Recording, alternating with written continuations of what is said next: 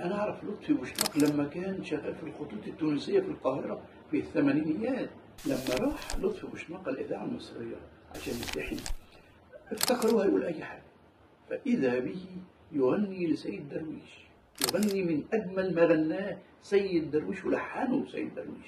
لجنة الاستماع أعجبت به، انبهرت بصوته. صوته خد اللجنة، خلاهم وافقوا على طول على اعتمادي مطربا في الإذاعة والتلفزيون المصري. كان مرة حكى لي قصة حلوة جدا جدا.